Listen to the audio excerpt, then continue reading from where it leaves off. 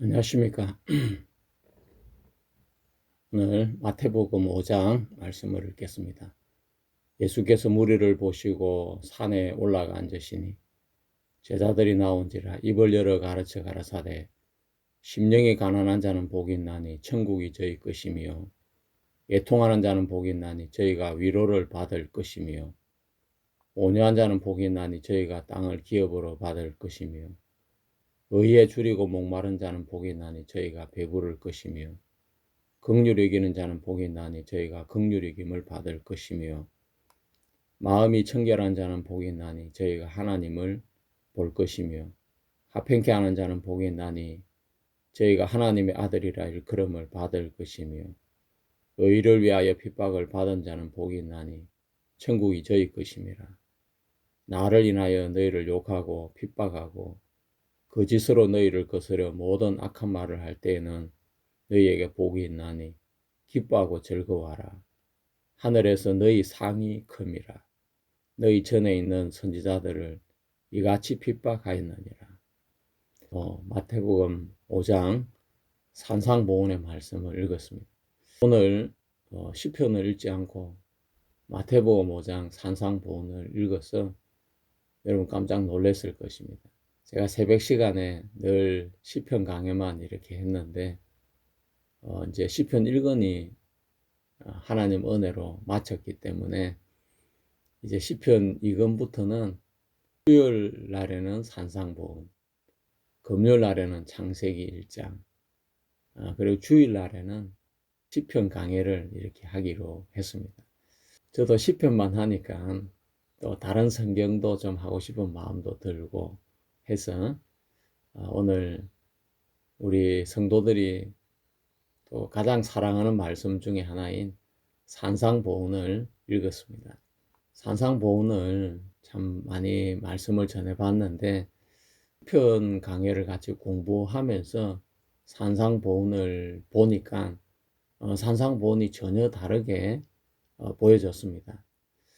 그냥 산상보훈의 이 첫머리가 팔복인데 이 팔복의 의미가 전에는 구원받는 사람의 마음의 자세로 읽었는데 시편을 공부하다 보니까 이것이 마침 시편 1편에 나오는 말씀과 너무나 구조가 비슷하다는 마음이 들었습니다.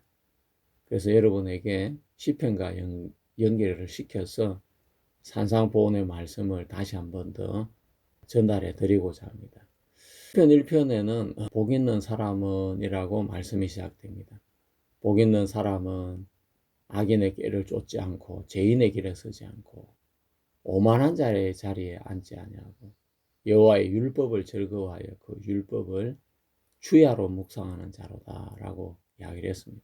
산상보훈의 시작도 이렇게 하는 사람은 복이 있나니 라고 이제 되어져 있는데 참 그 구조가 너무나 이렇게 비슷한 것입니다.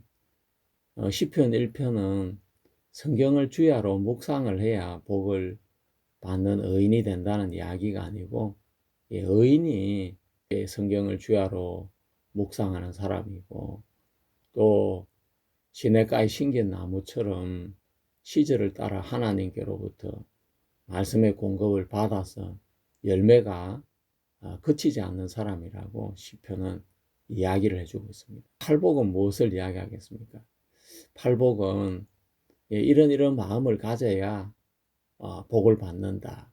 그것이 아니고 복이 있는 사람은 이런 마음을 가지는 사람이다. 그런 말씀을 전해주고 있습니다. 산상보훈의 가장 큰 열쇠는 바로 이어서 연결되어지는 너희는 세상의 소금이고 너희는 세상의 빛이라고 하시는 그 말씀이 산상보훈을 여는 열쇠라고 할 수가 있겠습니다. 그리스도는 세상의 복음이고 세상의 빛인데 그는 이런 마음을 가지고 있다. 그 마음의 특성을 예수님께서 말씀하신 거라고 그렇게 이해하면 되겠습니다. 예수님은 성도들이 가진 그 마음의 특징을 9가지로 말씀을 하셨습니다. 이것은 뭐 새로운 철학이나 또 새로운 윤리를 예수님 만들어 주신 것이 절대 아닌 것입니다. 시편을 몰랐을 때 제가 팔복은 그냥 구원받는 사람의 마음의 흐름이나 그 마음의 세계로 이해를 했지만, 시편을 읽고 이해하면서 시편의 세계가 예수 그리스도의 입술을 통해서 완성이 되어서 나타나는 걸 볼 수 있습니다.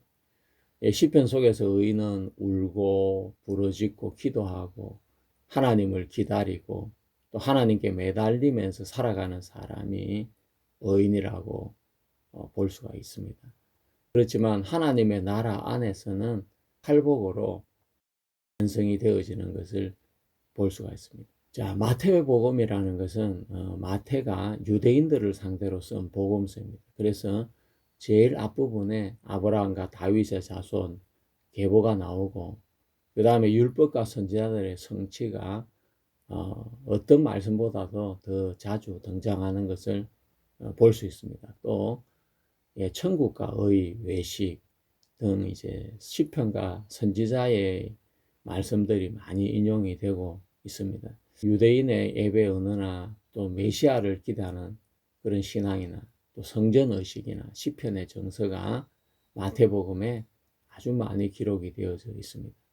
그래서 유대인들의 영적인 언어의 중심에는 시편이 자리하고 있었습니다.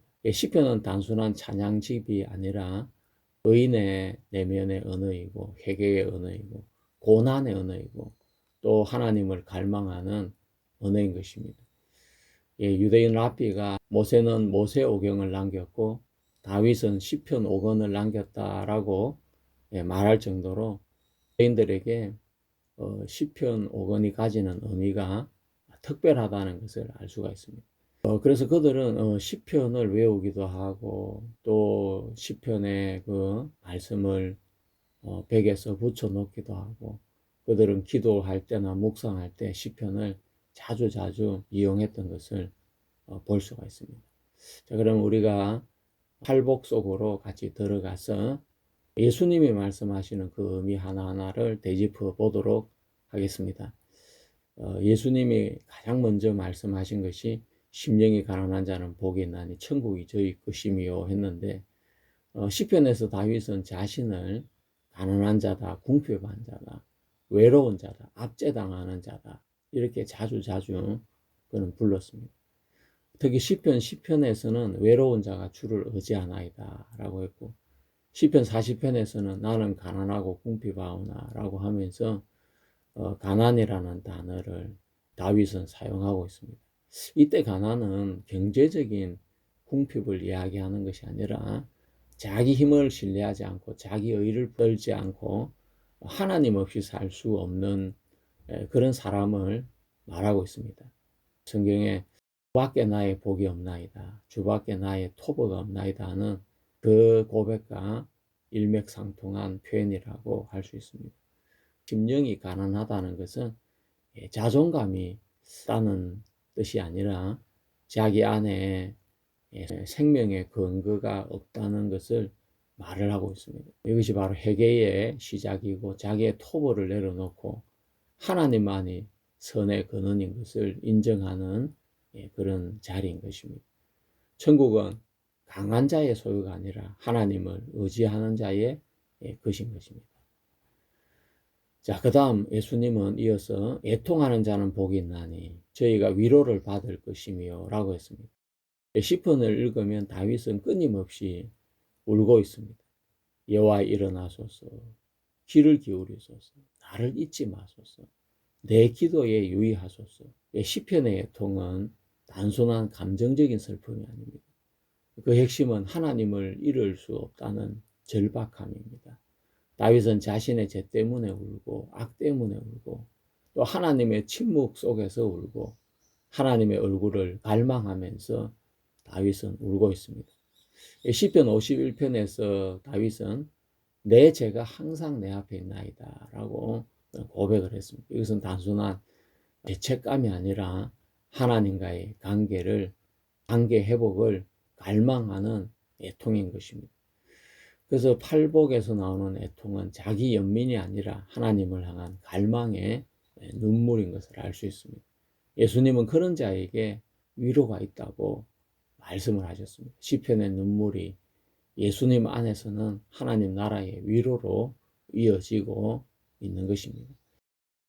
그리고 세 번째 예수님은 온유한 자가 복이 있다고 하셨는데 이것은 시편의 말씀을 그대로 옮긴 말씀이라고 할 수 있습니다. 예수님 온유한 자는 복이 나니 저희가 땅을 기업으로 받을 것이며 라고 했는데 시편 37편을 공부하면서 이 말씀이 그대로 나오는 것을 볼 수가 있습니다. 시편 37편은 악인의 형통 앞에 흔들리는 의인을 노래하면서 행악자를 인하여 불평하지 말고 여호와 앞에 잠잠하고 참고 기다리라고 하면서 그러면서 온유한 자가 땅을 차지한다고 이야기를 다윗은 했습니다. 그 말씀이 그대로 예수님의 입술을 통해서 산상보훈에서 인용이 되어지면서 산상보훈이 시편과 깊이 연결이 되어져 있다는 것을 우리에게 말씀해 주고 계신 것입니다. 자, 성경의 온유함은 약함이 아닙니다. 온유는 자기 힘으로 자기의 의를 증명하지 않고 하나님께 자신의 삶을, 자신의 판결을 맡기는 삶을 이야기합니다. 다윗은 사울에게 늘 쫓기는 삶을 살았고 또 그는 반역자로 몰리게 되었습니다. 하지만 그가 자기가 반역자가 아니라는 것을 자기가 증명하려고 하지 않고 하나님에게 모든 걸 맡기면서 그는 그 억울한 삶 속에서도 늘 하나님을 바라보았습니다. 예, 그런 것이 바로 참된 온유다고 말할 수 있겠습니다. 왕권도 심판도 판단도 하나님에게 속해 있기 때문에 자기가 힘으로 그것을 증명하려고 하지 않고 하나님에게 모든 걸 맡긴 것을 말합니다. 성경의 땅은 언약의 세계를 말하는데 온유한 자가 땅을 차지한다는 것은 하나님에게 모든 것을 맡기고 하나님을 의지하는 그 사람이 하나님의 언약의 세계 안에 들어가서 새 언약의 유업인 천국을 유업으로 받을 수 있다는 그것을 의미하고 있습니다. 그래서 여기서 땅이라는 것은 하나님이 아브라함에게 땅을 기업으로 주신다고 하셨습니다. 하지만 아브라함은 살아생전 얼마만큼 땅을 얻었겠습니까? 아내의 무덤이 될 마므레 상수리에 있는 막벨라 굴을 산 그 외에는 그에게 아무 땅이 없었습니다. 바로 언약을 하나님은 아브라함에게 주셨던 것입니다. 자, 그리고 네 번째는 의에 줄이고 목마른 자는 복이 있나니 저희가 배부를 것이며 라고 했습니다.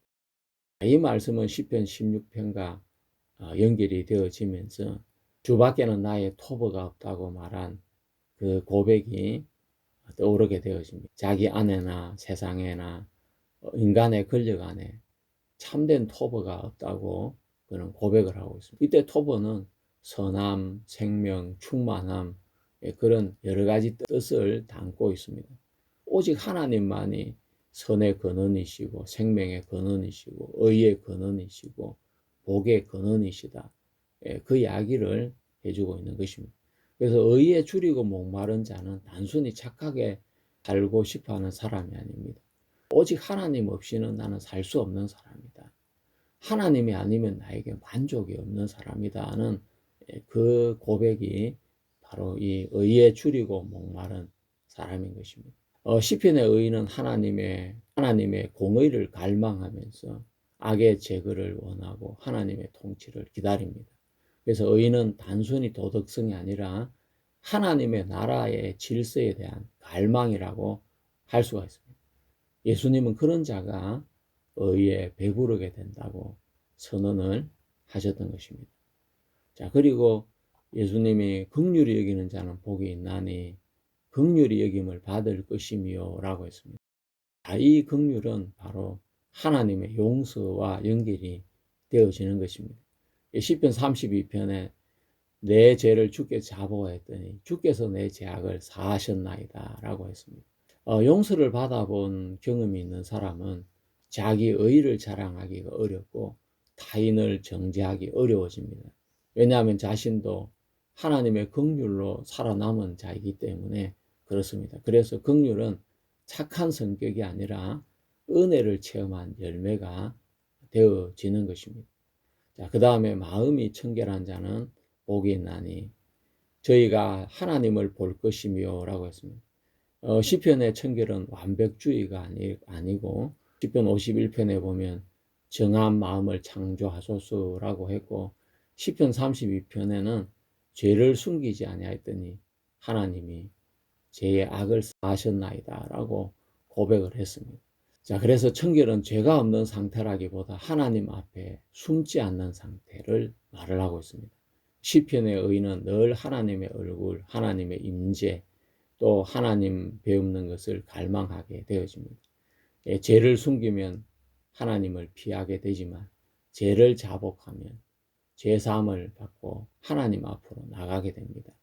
그래서 마음이 청결한 자는 하나님을 본다는 말은 죄사함으로 하나님께 가까이 나가는 언약적 관계의 회복을 말하고 있는 것입니다. 그리고 합행케 하는 자는 복이 있나니 하나님의 아들이라 일컬음을 받을 것이며 라고 했습니다. 자, 이 시편에는 샬롬에 대한 갈망이 나타나고 있습니다. 샬롬은 단순한 평온이 아니라 하나님과의 관계 회복, 질서 회복, 생명의 충만을 말하고 있습니다. 하지만 시편에서 여전히 원수와 싸움, 악인의 공격, 또 악인의 어떤 매복 이런 것들이 있으면서 의인은 하나님의 주시는 참된 평화를 갈망하고 있습니다. 샬롬은 완전히 성취되지 않은 상태가 시편이라고 할 수 있습니다. 하지만 예수 그리스도께서 오셔서 복음으로 하나님과의 참된 화목을 이루어 주셨고 원수된 것을 허물어 주셨고 하나님과의 화평이 이루어지게 되어지는 것입니다. 그래서 화평케 하는 자는 누굴 이야기하겠습니까? 단순하게 싸움을 말리는 그런 평화 중재자가 아니라 이 화평케 하는 사람은 바로 그리스도의 복음을 통해서 하나님의 나라의 샬롬을 드러내는 복음 전도자가 화평케 하는 자가 되어지는 것입니다. 선의 샬롬이 예수 그리스도의 복음을 통해 이루어졌고 그것이 전도자들의 입술을 통해서 전달이 될 때 화평케 하는 자는 이 시편의 언어라기보다 바로 신약에서 만들어진 새 언약의 언어인 것을 알 수가 있습니다. 그리고 예수님은 의를 위하여 핍박을 받는 자는 복이 있나니 라고 했습니다. 의인은 시편에 늘 핍박과 고난을 당했습니다. 다윗은 거짓 비난을 당하고 사냥을 당하고 버림을 받고 조롱거리가 되고 했습니다. 시편 69편에는 까닭 없이 나를 미워하는 자가 라고 했고 시편 109편에는 거짓된 입이 나를 치며 라고 했습니다. 의인은 세상과 항상 충돌을 하게 되어집니다. 왜냐하면 하나님의 나라의 가치와 세상의 질서가 충돌하기 때문입니다. 그래서 핍박은 실패의 증거가 아니라 하나님의 나라에 속한 증거가 핍박이라고 할 수가 있습니다. 그리고 마지막으로 예수님은 9번째 복을 이야기하고 계십니다. 나를 인하여 너희를 욕하고 핍박할 때 너희에게 복이 있나니라고 이야기했습니다. 이것이 어떻게 보면 팔복의 중심이라고 말할 수 있겠습니다. 시편 44편 22절에는 우리가 종일 주를 위하여 죽임을 당케 되며 도살할 양같이 여김을 받았나이다 라고 했습니다. 하나님의 언약 안에 있는 백성들은 자신의 죄나 또 배도한 대가나 잘못 때문에 고난을 당하는 것이 아니라 바로 이유 없이 고난을 당하는데 그 이유는 바로 주를 위하여 고난을 당한다는 것입니다. 예수님은 주를 위하여 당하는 그 고난을 나를 인하여라고 말씀을 하셨습니다. 바로 예수 그리스도가 메시아라는 그 선언이 되어지는 것입니다. 시편을 읽고 다시 예수님의 말씀을 읽어보면 시편에서는 분명히 주님 때문에 고난을 당했는데 그 주님이 이제는 예수님 때문에 고난을 당하는 것이구나. 그러면서 예수님이 자연스럽게 메시아인 것을 알 수가 있게 되는 것입니다. 예수님 당신이 욕을 들으셨고 거짓 비난을 당하셨고 버림을 받으셨습니다. 그래서 그 길을 따라가는 제자들도 고난의 길에 참여하게 되어지는 것입니다. 그래서 마지막 복은 단순하게 고난을 애찬하는 복이 아니라 예수님과 연합을 선언하는 그 복이라고 할 수가 있겠습니다. 자, 우리는 이제 9가지 복에 대해서 하나하나 알아봤습니다. 자, 그러면 우리가 시편과 이 팔복이 어떻게 연결이 되어지는지를 조금 더 깊이 알아보겠습니다. 예, 시편의 의인이 산상보훈의 천국 백성으로 완성이 되어지고 또 의인으로 예수님의 제자로 완성이 되어집니다. 시편 속의 의인은 가난했고 울었고 하나님께 자신의 모든 신변을 맡겼고 의에 갈망했고 제사함을 구했고 화평을 기다렸고 핍박을 받았습니다. 하지만 예수님은 산상보훈에서 그런 사람이 하나님의 나라의 백성이다라고 이야기를 하신 것입니다. 자, 그래서 하나님께 돌아온 의인의 존재의 모습이 바로 팔복에서 말하는 사람의 모습입니다. 시편의 언어와 삶이 예수님 안에서 어떻게 확장이 되어서 성취가 되어지는지를 보여주고 있습니다. 그래서 산상보훈은 시편의 의인이 예수님 안에서 하나님의 나라의 백성이 되고 또 예수님의 제자가 되고 의인이 되어지는 그 과정을 보여주고 있습니다. 시편 1편은 복 있는 사람으로 시작이 되어지는데 시편 1편은 어떻게 하면 의인이 되는지 그걸 설명하지 않았습니다.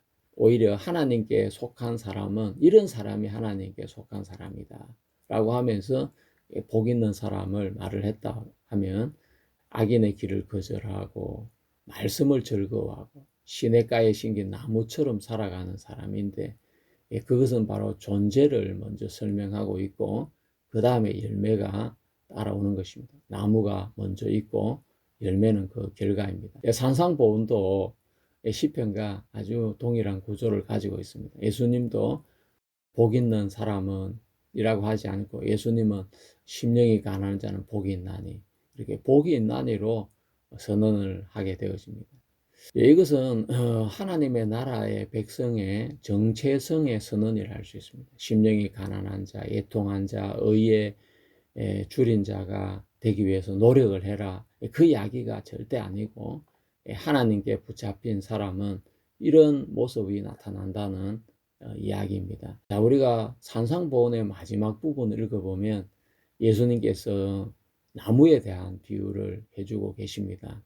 나더러 주여 주여 하는 자마다 다 천국에 들어갈 것이 아니다 라고 하면서 좋은 나무가 좋은 열매를 맺고 또 못된 나무가 나쁜 열매를 맺는다고 이야기를 이렇게 하고 계신 겁니다.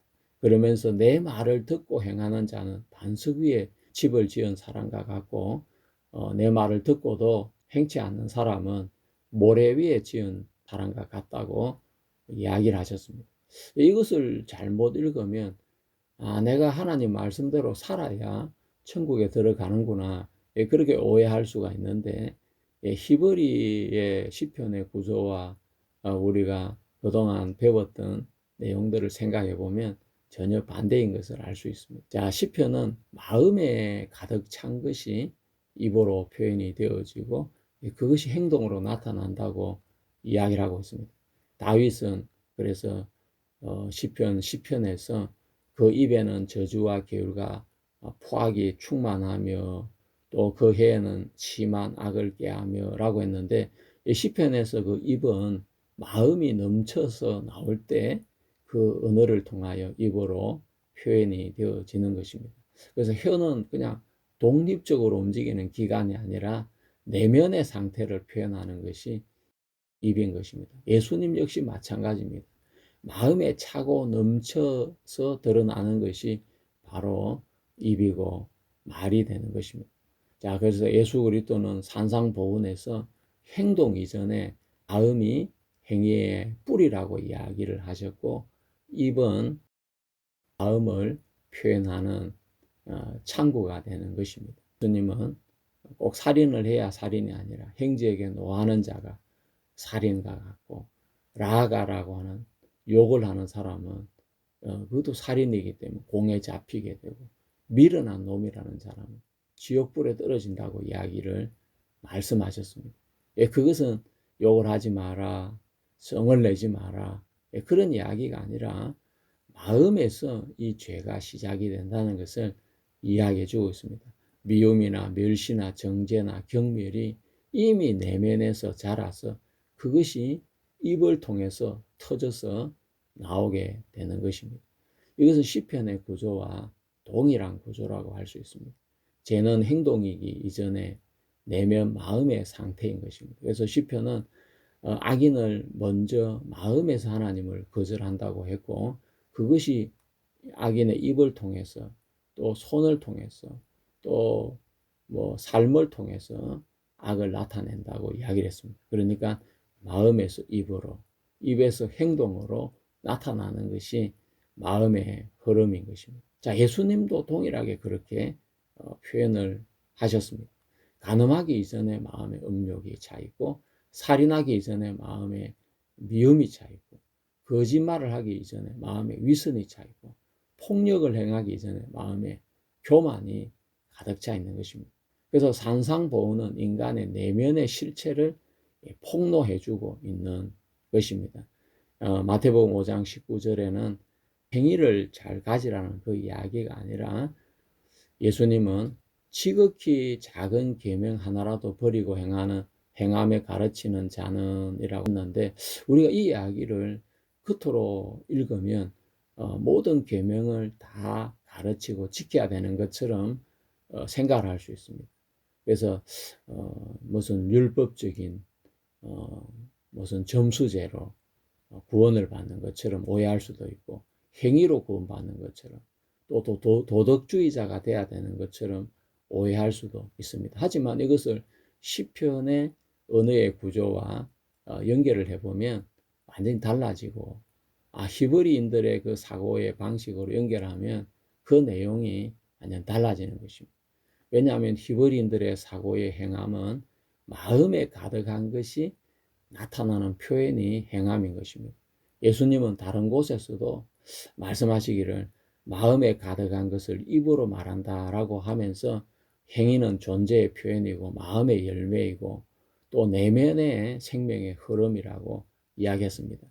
시편의 의인은 말씀을 즐거워하고 하나님을 사랑하고 하나님을 갈망하고 하나님께 모든 걸 맡기는 것이 마음에 있는 것이 삶으로 드러나게 되듯이, 반대로 악인은 마음에 하나님이 없고 악이 가득 차 있기 때문에 입에 악독이 드러나게 되죠. 삶에는 포악이 나타나게 되어지는 것입니다. 그래서 마태복음 5장 19절의 행함은 억지적인 수행이 아니라 하나님의 나라의 생명이 삶으로 흘러나오는 것을 표현하고 있는 말씀입니다. 예수님은 그래서 율법을 외적인 행위에서 존재의 문제로 가져오게 되어집니다. 바리새인들은 마음을 무시한 채로 오직 외적인 기준, 행위의 관리, 종교적인 행식에 집중을 했지만, 예수님은 네 마음이 어디에 있느냐를 묻고 계십니다. 그래서 산상보훈은 행동을 수정하는 행동 수정 프로그램이 아니라 존재의 변화를 요구하는 것입니다. 즉 좋은 나무가 되어야 된다는 것입니다. 자, 열매보다 나무가 우선입니다. 자, 우리가 예수님의 말씀을 산상보훈을 생각해 보면, 산상보훈의 절정은 마태복음 7장 모래 위에 지은 집과 반석 위에 지은 집에서 드러나게 됩니다.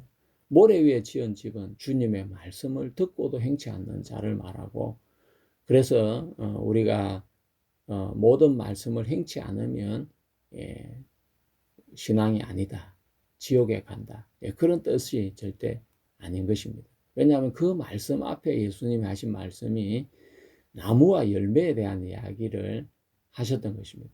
좋은 나무가 아름다운 열매를 맺고 못된 나무가 나쁜 열매를 맺는다라고 예수님은 말씀을 했습니다. 순서가 정해져 있습니다. 열매가 먼저가 아니라 나무가 먼저다. 그러면 나무가 열매를 만들어내는데, 그것은 시편의 구조와 동일한 말씀인 것입니다. 행위를 먼저 잘해야 되는 것이 아니라, 내가 행위를 잘 할 수 있는 마음의 구조, 의인이 되어야 좋은 행위가 나오는 것이지, 죄인이면서 악인이면서 좋은 행위를 만들어내려고 하는 것은, 그것은 못된 나무가 아름다운 열매를 맺으려고 하는 것과 동일한 것입니다. 그 말씀을 반석 위에 지은지가 모래 위에 지은지가 연결을 시켜보면, 행위가 나오지 않는 이유는 왜 안 나오지 않느냐 하면, 나무 자체가 나쁜 나무고 못된 나무이기 때문에 자연스럽게 하는 행위 자체가 예수님의 말씀을 듣고도 자기가 원하는 대로 악하고 거짓되고 추한 대로 행할 수밖에 없는 것입니다. 자, 의인에게는 의가 나오고 악인에는 악이 나오게 되는 것입니다. 그것이 바로 시편 1편과 동일한 것입니다. 시냇가에 심은 나무가 되어야 그 결과로 열매가 열리고 잎사귀가 마르지 않고 또 가물 때도 시들지 않는 나무가 되는 것입니다. 자, 산상보훈은 열매를 만들어내라는 이야기가 아니라 좋은 나무가 되라는 이야기인 것입니다. 바꾸어 말해서 거듭나야 된다는 이야기인 것입니다. 요한 웨슬레도 산상보훈을 매우 좋아했습니다. 그래서 산상보훈의 가장 중요한 부분은 마태복음 7장이라고 이야기를 하면서, 이 말씀은 우리를 보고 그렇게 살아라는 이야기가 아니라고 이야기를 했습니다.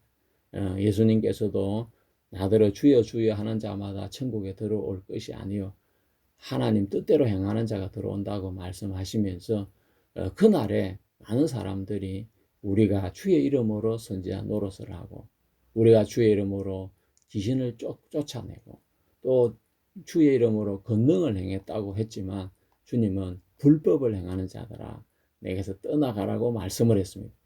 뭐가 불법입니까? 속에는 하나님의 의가 없는데, 하나님의 백성이 되지 않았는데 그렇게 주님의 이름을 빙자해서 행했기 때문에 그것은 불법이 되는 것입니다. 시편은 하나님을 갈망하는 의인의 언어를 보여주고 있고, 산상보훈은 그 의인이 예수님 안에서 하나님의 나라의 백성으로 어떠한 존재인지를 선언해주고 있습니다. 뿐만 아니라 갈라디아서 5장은 그 하나님의 나라의 백성이 성령 안에 살아갈 때 어떤 열매가 삶 속에 열리게 되는지를 보여주고 있습니다. 그래서 산상보훈은 하나님의 나라의 백성의 모습을 보여주면서, 그 모습은 인간의 노력으로 만들어지는 것이 아니라 물과 성령으로 거듭난 사람에게 성령께서 맺히게 하시는 열매가 바로 산상보훈에 나타나고 있는 열매인 것입니다. 산상보훈을 한마디로 요약하자면 사람이 물과 성령으로 거듭나야 한다는 말씀인 것입니다. 감사합니다. 우리가 앞으로 수요일 날에는 산상보훈을 계속 마칠 때까지 이야기를 하고, 또 다 끝나면 또 다른 책으로 여러분과 만나 뵙겠습니다. 금요일 날에는 창세기 1장으로 여러분을 찾아뵙겠습니다. 여러분 감사합니다.